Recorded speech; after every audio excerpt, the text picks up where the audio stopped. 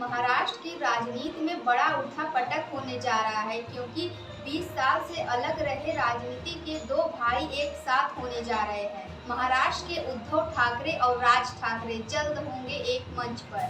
कई महीने से ये कयास लगाए जा रहे थे कि राज ठाकरे और उद्धव ठाकरे दोनों एक होंगे, लेकिन अब 5 जुलाई को दोनों नेता एक मंच पर नजर आएंगे। आपको बताते चले कि महाराष्ट्र में हिंदी भाषा विवाद को लेकर पार्टी विवाद के बीच 5 जुलाई को मुंबई में संयुक्त रैली निकालेंगे।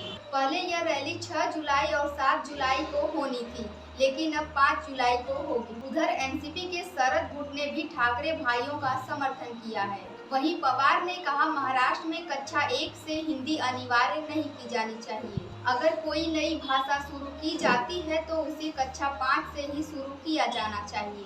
दरअसल महाराष्ट्र सरकार ने इसी साल हिंदी को तीसरी अनिवार्य भाषा बना दिया था, लेकिन विरोध के बाद सरकार ने यह फैसला बदल दिया, जिसमें हिंदी के अलावा दूसरी भारतीय भाषा चुन सकते हैं। इस मामले पर उद्धव ठाकरे बोले, हम हिंदी के खिलाफ नहीं, पर इसे थोपना सही नहीं है। वहीं राज ठाकरे ने भी कहा कि सरकार को मालूम होना चाहिए कि महाराष्ट्र क्या चाहता है। अब जानते हैं कि राज ठाकरे और उद्धव ठाकरे के बीच फूट कैसे पड़ी।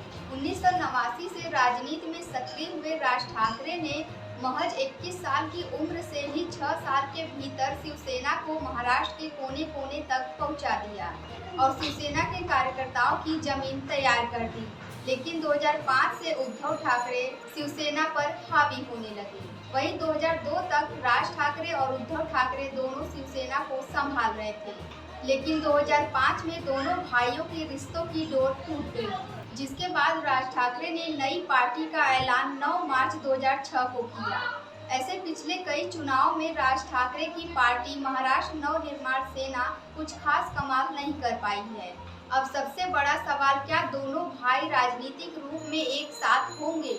ऐसे दोनों भाइयों के एक होने पर अभी तक भाजपा की तरफ से कोई प्रक्रिया सामने नहीं आई है। अब ऐसे अगर दोनों भाई राजनीति में एक साथ हो सकते हैं तो महाराष्ट्र में कौन सा गुल खिला सकते हैं?